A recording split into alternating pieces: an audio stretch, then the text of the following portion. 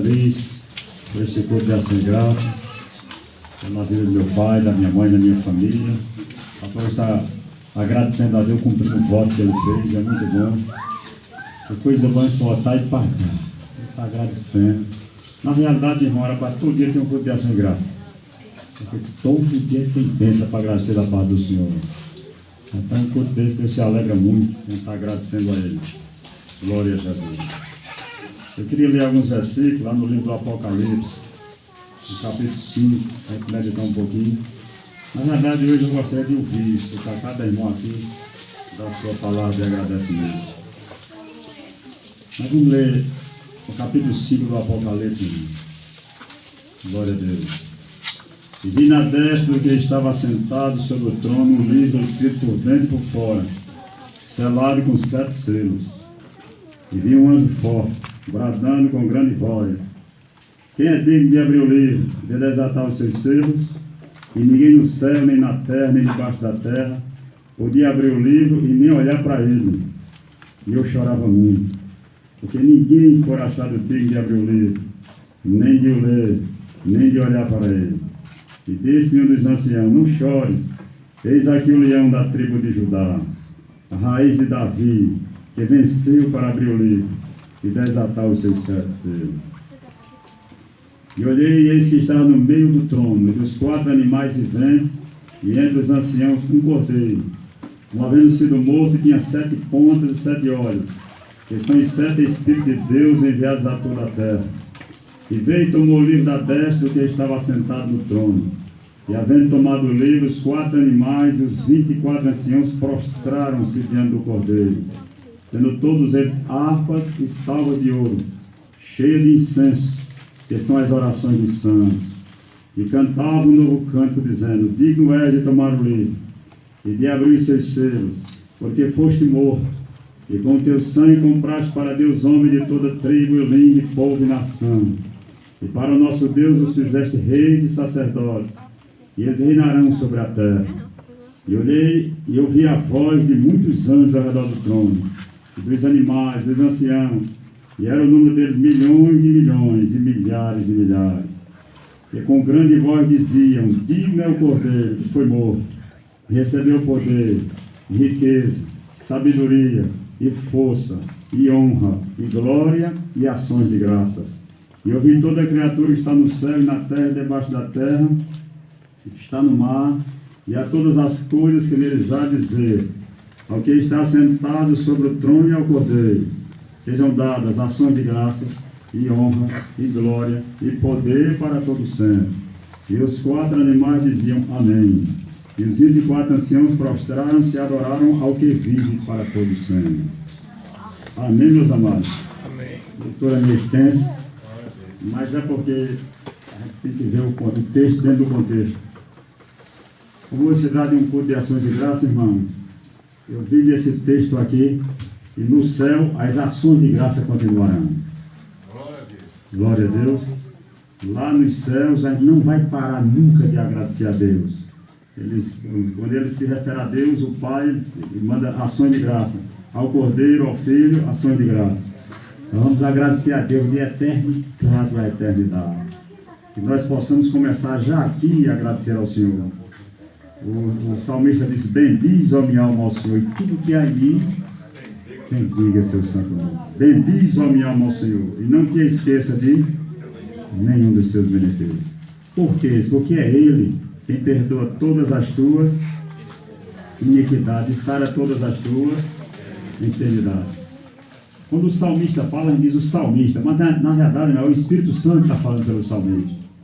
Então, quando ele diz assim: não te esqueça de nenhum dos seus benefícios, que nós temos a tendência de nos esquecer. Se a gente parar assim para meditar no passado, a gente tem que parar de fazer uma... Deixa eu dar uma volta lá atrás. Normalmente a gente nunca para numa coisa boa, não? A gente para num acontecimento que nos magoou, que nos feriu, nos maltratou, e alguma coisa assim. Nunca para numa coisa para dizer: Jesus, eu te agradeço.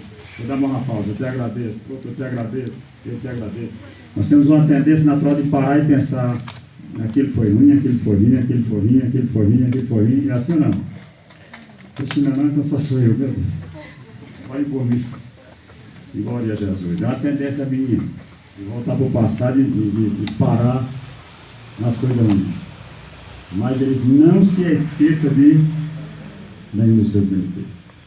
Os irmãos observam quando ele começa a enumerar os benefícios, ele começa pelo principal dos benefícios. Como é que ele diz? É ele que perdoa todas as tuas iniquidades. Ele começa com o maior dos benefícios. O maior dos benefícios é o perdão dos pecados. Quem já recebeu esse? Os irmãos acham que a gente vai ter a eternidade é pouco para a gente agradecer só por esse. Só por esse benefício.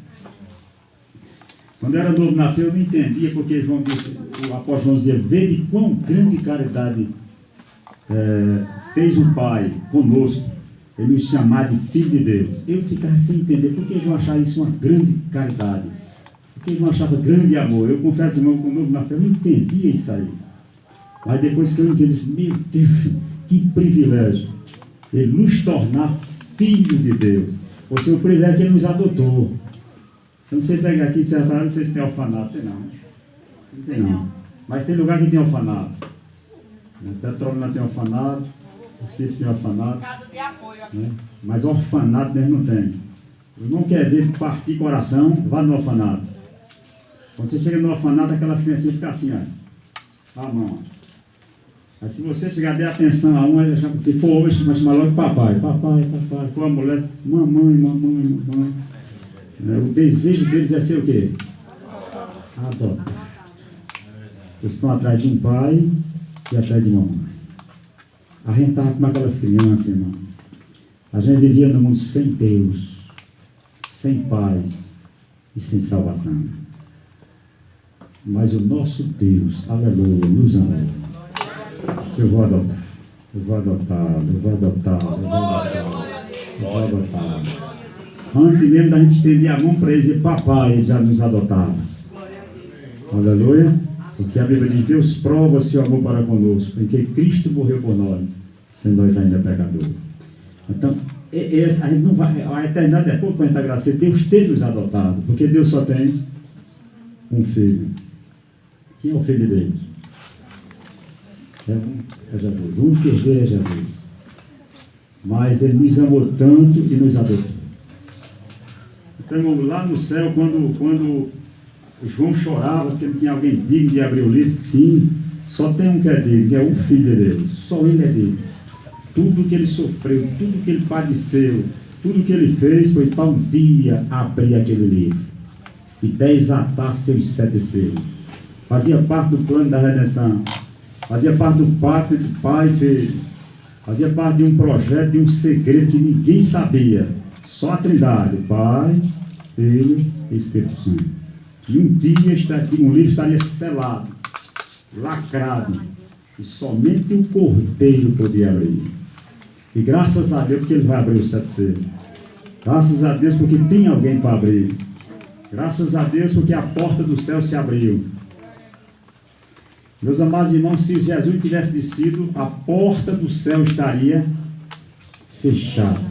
Nenhum de nós entraria no céu. Por melhor que a gente fosse aqui, por mais direito, por mais honesto, mais sério, mais sincero, mas a porta estava lacrada. Mas a Bíblia tem uma que diz, Deus é tão bom que abriu a porta para você passar. A porta é Jesus, a porta é Jesus. Aleluia. Então o céu será um eterno culto de ação e graça.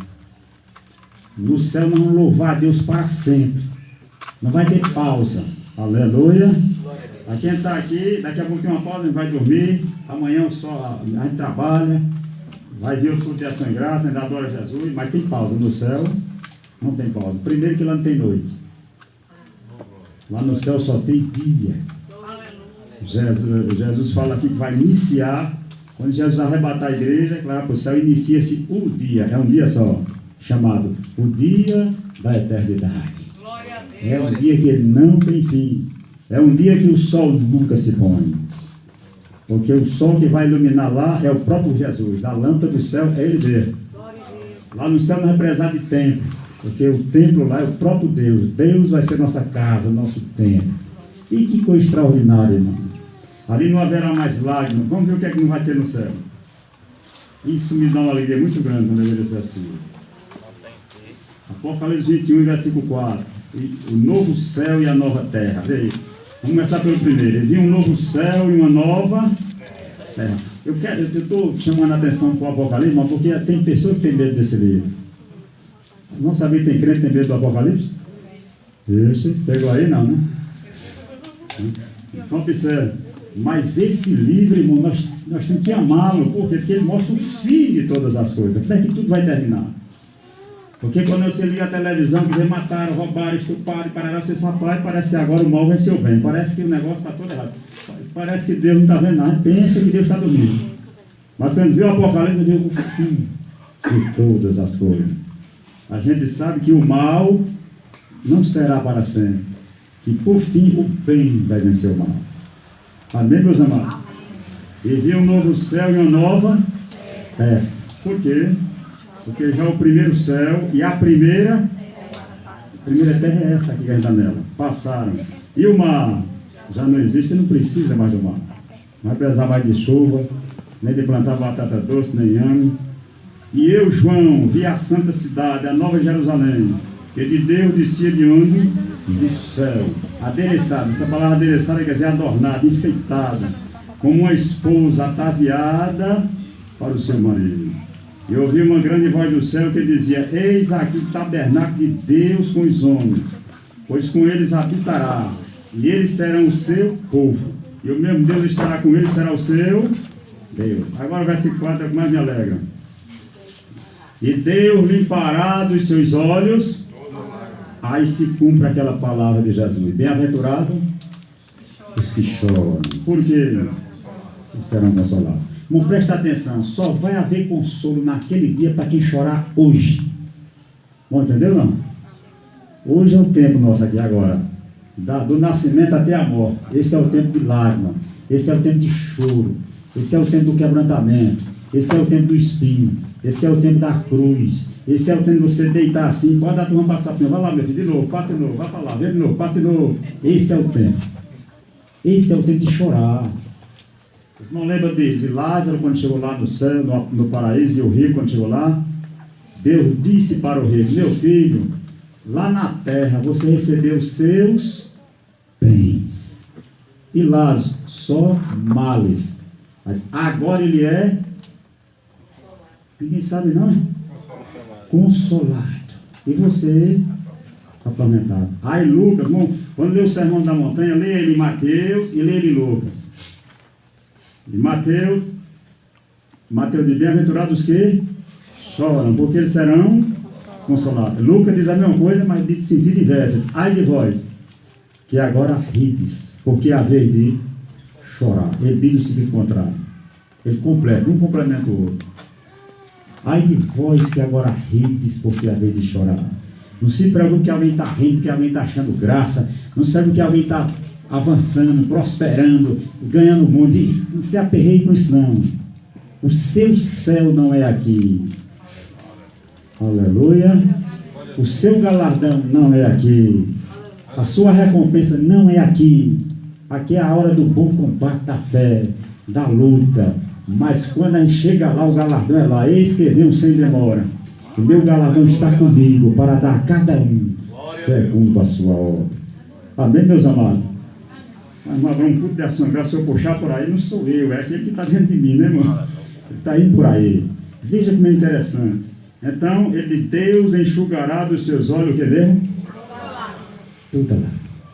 Quando diz toda, é toda.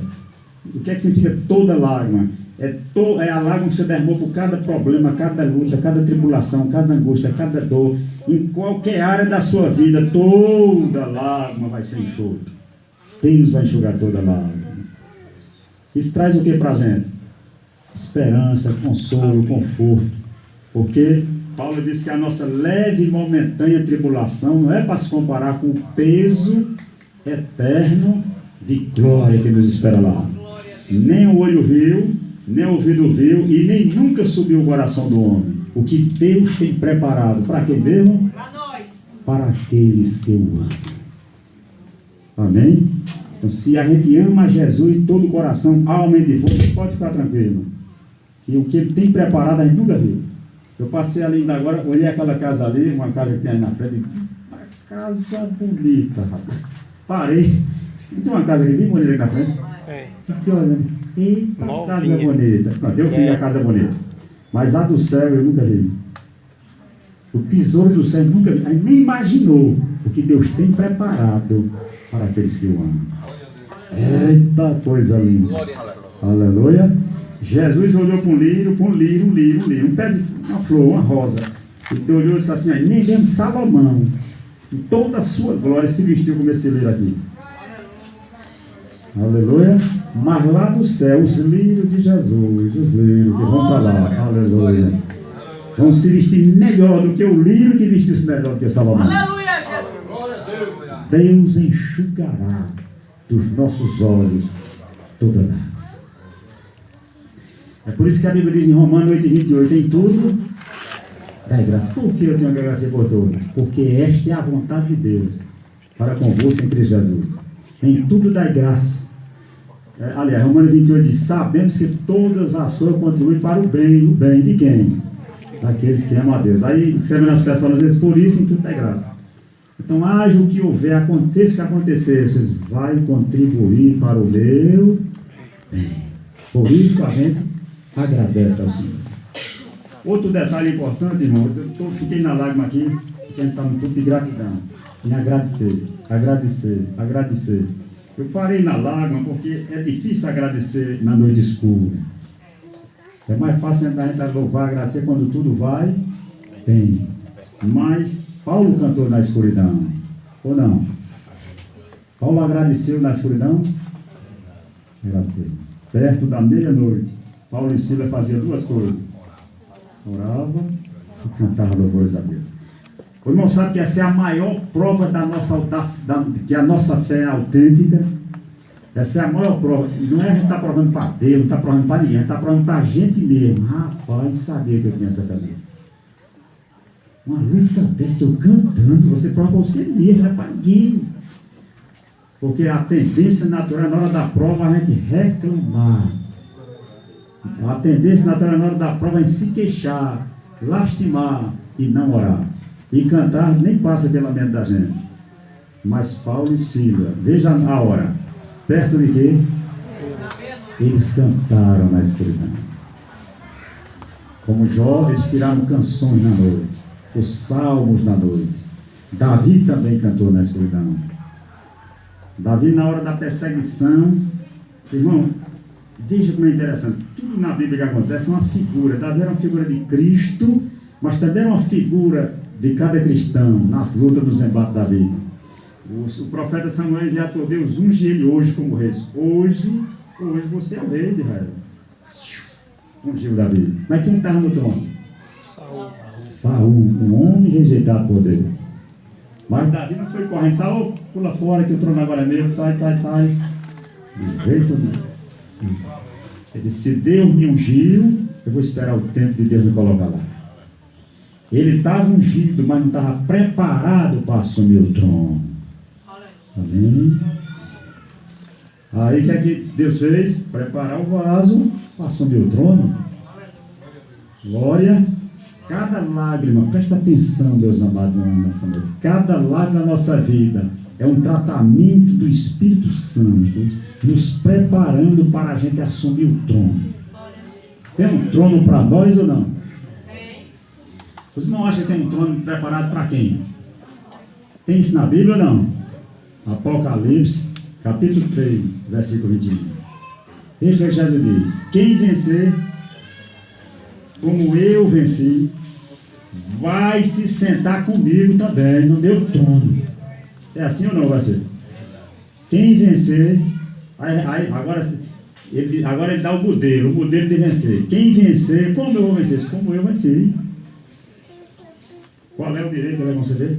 Lhe concederei o direito de se assentar onde? Comigo no meu trono. Então tem um trono preparado para cada crente. É assim ou não, irmão Zé? Assim como eu me assentei com meu Pai no seu trono, o Senhor sentar também. Agora só tem um se. É o se, né? Quem vencer como eu vencer. Eu acho importante esse Apocalipse 3:21. Porque quando você olha para o trono, aí você olha para a dificuldade, a luta, os problemas, mas rapaz, eu não posso perder aquele trono, eu não posso perder aquele trono, eu não posso perder aquele lugar. Porque Deus reservou para mim aquele lugar. Talvez a vez, não, mas aquele trono é para o irmão, é para o pastor, é para o presbítero, é para o pregador. É não. É para o crente, porque aceitou Jesus hoje como Salvador. É para a ovelha, qualquer ovelhinha, é para cada um de nós. É quem vencer. Ainda em Apocalipse 21:7 ele diz: quem vencer herdará todas as coisas. Serei seu Deus e ele será meu filho. Então Deus enxugará os nossos olhos. Toda lá. O choro dura somente uma noite. Bom, presta atenção. Desde que o pecado entrou no mundo, que a noite começou. Para Deus só existe uma noite. Jesus disse que o mundo está em treva. Então é noite. Quando é que o dia vai raiar? Quando Jesus de Nazaré voltar. O dia raia para a igreja. Vai ser amanhã da ressurreição. Então nessa noite é noite de lágrima, porque o choro só dura uma noite. Mas a alegria vem pela manhã. Aleluia. Glória, glória e glória. Nessa noite, talvez ninguém esteja lhe vendo. Nessa noite, você não está nem vendo Deus, mas Deus está de olho em você. Na noite a gente acha que pode fazer qualquer coisa, mas a gente tem que pensar, é de noite, mas Deus está me vendo. É noite, mas Ele está de olho em mim. Para quando a luz, o sol da justiça raiar, quando a luz aparecer, nem todos nós estejamos vestidos diante do Senhor, em pé diante do Filho do Homem. Ninguém estará envergonhado naquele dia. Glória, não estou entendendo, eu estou complicando a mensagem. O choro pode durar uma noite, mas a alegria vem pela manhã. Bem-aventurados que choram, eles serão consolados. Quem vai se apresentar? Que roupa é essa, irmão Abraão? Vai se apresentar a roupa que foi providenciada por Jesus lá na cruz do Calvário. Ele pegou a nossa roupa suja, imunda, nossos trapos e vestiu nele, santo. Aí morre, sepultado, e diz: agora tem uma roupa linda para você. Aí vestiu. Nós estamos vestidos com a roupa de justiça do nosso Senhor e Salvador Jesus Cristo. Se eu vou lhe dar essa roupa alta, limpa, eu ganhei para você de graça. Eu conquistei para você essa roupa lá na cruz do Calvário. O preço foi muito alto. Agora, a única coisa que eu lhe peço é manter ela limpa. Aleluia. Ela é limpinha, ela é alva. Mantenha ela pura. Mantenha a sua roupa limpa. Quando eu raiar, o seu cuidado é que essa roupa continue alvejada pelo sangue do Cordeiro. Oh, aleluia. Aleluia. Deus limpará dos seus olhos toda lágrima. Glória a Deus. Não é fácil manter a roupa limpa. Em todo tempo. Como é que Deus? Sejam alva. O quê? As tuas vestes. Essa aqui é sabão é outra marca. Essa. E nunca falta o óleo sobre a sua cabeça. Mas veja, antes do óleo, o que é que ele diz? Antes do óleo vir para a cabeça, o que ele diz? Primeiro a roupa alva. Depois tome óleo na cabeça. Tome óleo. Porque o óleo é símbolo da unção do Espírito Santo, do poder de Deus, da presença de Deus. Mas depende da roupa alva. Em todo tempo estejam alvas para Deus. Quando Jesus diz, irmão, quando ele está falando da volta dele, ele diz: vigiai, olhai, vigiai e orai. Ele dá 3 palavras ali. É para eu olhar e vigiar a minha veste. O problema meu, muitas vezes, é que eu estou olhando a veste dos outros. Ih, rapaz, lá ele está sujo, aquele está sujo, aquele está sujo. A roupa daquele está ali todo. Não, rapaz, não der, a roupinha está bem suja, meu filho. Está suja, vai. Aí eu fico olhando para a roupa dos outros e olhei a minha. Não, irmão, ele mandou olhar a minha. A minha roupa ainda sujou, rapaz. E agora o que é que eu faço? Aleluia. Tem uma fonte aberta na casa de Jacó. Na casa de Jacó. Foi aberta uma fonte para lavar essa roupa. O sangue de Jesus Cristo, seu Filho, nos purifica de todo pecado. É dor, é sofrimento, é renúncia, é cruz. Alguém olha assim, mas rapaz, como é que o irmão aguenta isso? Hein? Como é que a irmã aguenta? Aguenta sim porque ele ama Jesus. Aguenta porque ela ama Jesus Cristo. Aguenta porque ele está carregando a cruz voluntariamente. Aguenta porque ele sabe para onde ele vai. Aguenta porque ele sabe que esse percurso é de lágrima mesmo. Aguenta porque logo ele vai trocar essa cruz por uma coroa. Louvado seja Deus. Então Deus enxugará dos seus olhos toda lágrima. E não haverá mais morte. E nem pranto. E nem clamor. E nem dor.